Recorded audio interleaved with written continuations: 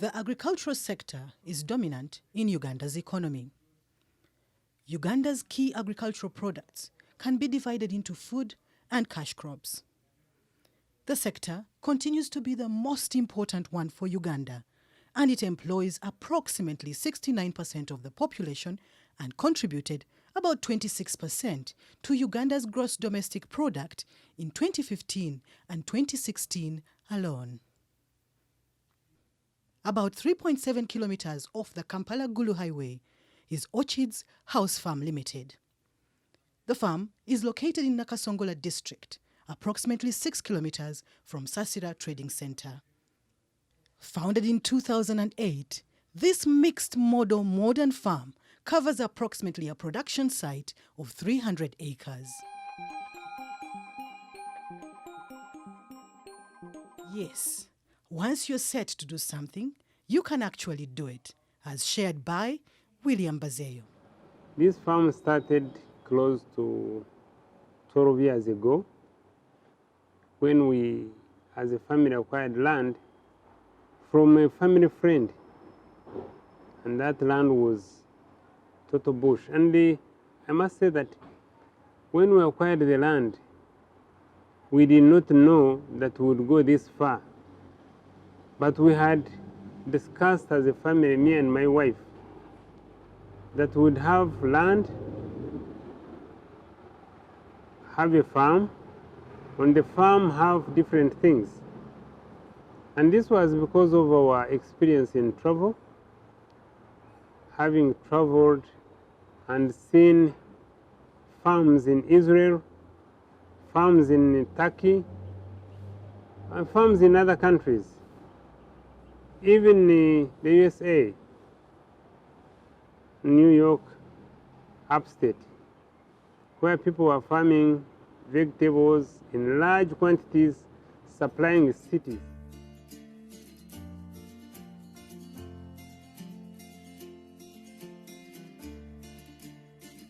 Orchid's diversified approach to agriculture is a joy to talk about. It has embarked on generating and sharing knowledge in both crop and animal farming. The crop department boasts the healthiest and best-looking vegetables like cabbages, spinach, sukuma-wiki, green and red pepper, eggplants, onions, beetroot, carrots, and an amazing 125 acres of mangoes. The overall result is an internationally acclaimed facility. Nakasongola is not only dry, not only a dry belt, not only a cattle corridor, but as productive as any other part of Uganda. As any other part of Uganda, simply used appropriately, using appropriate methods of farming. And that's where we are going. So that you can come in the dry season like now and look at animals and say, yes, these are animals well fed. They are not in the feedlot, but they are feeding outside and they are feeding on natural grass. Pasture management. We are looking at pasture management. How can we introduce appropriate pasture in Nakasongola so that other people know that you can have this pasture and this pasture will be available even in the dry season.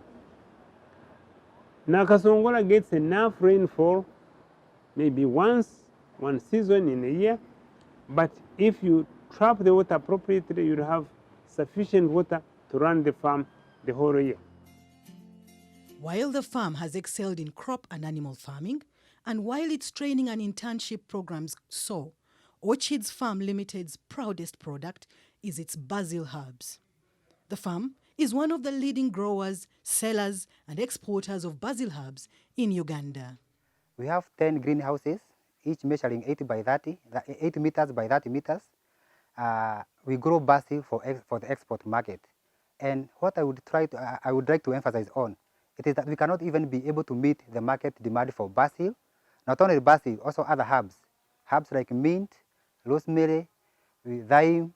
So we have the oregano. We have about 10 types or 10 varieties of herbs that actually have got a very, very good market overseas. Orchids House Farm encompasses several departments from which we can all learn and leverage skills towards eradication of poverty in Uganda and beyond. These departments include the cattle department, goat and sheep rearing unit, feedlot section, animal fattening section, pasture management, and a biogas plant. This is Orchids House Farm feedlot section, whereby we fatten bulls within 100 days, targeting 1 kilogram to 1.2 kilograms weight gain per animal per day. To be able to realize this, you have to come up with a very, very good feed formulation formula. You target 70% energy in the feeds, 20% protein, and then 10% minerals. So fodder preservation is a must if you must have a feedlot. So we keep silage. We harvest maize at DAF stage, 50% milking stage, and then we ensile. After ensiling, that silage can keep with a good quality and desired qualities for more than 5 years.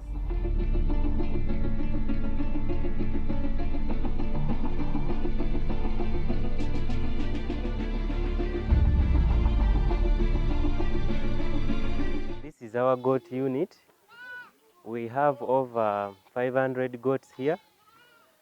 The main breeds we have here, we have the Boers and the Savannahs and some few crosses. You may ask why we chose those breeds. One, for the Boers, they have high twinning percentage. They are resistant to harsh conditions. As you know, Nakasongola is very dry, so the Boers can resist those conditions. They have a high, good mothering ability. Then for the bucks, for the Boer bucks, they have high mating ratio of 1 to 25. Savannahs are more powerful, 1 to 50. A good goat unit must not have any grass. It is very bare, simply because there is a disease which attacks goats, especially when the morning dew stands on the grass. It's called off. So we decided to clear everything and give these goats enough exercise area. During night, they sleep all over they want. We don't force them to enter.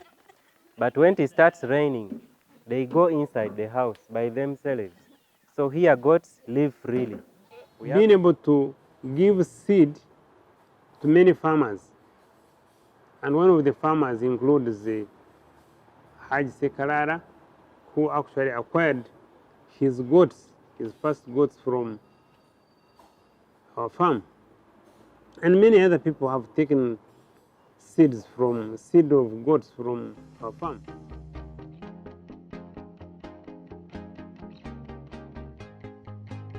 This is what we do here in Orchid House Farm.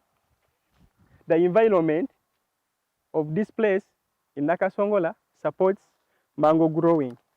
As you all understand that mangoes do well in lowland areas and in well-drained soils.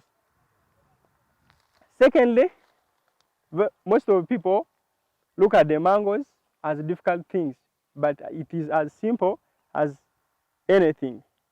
It requires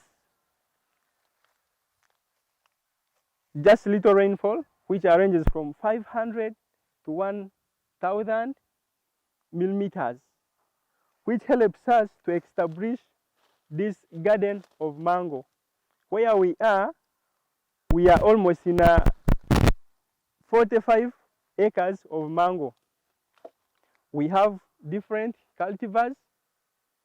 Talk about Zillet, talk about Kent, talk about Apple, talk about Sabine, talk about Harden, and very many.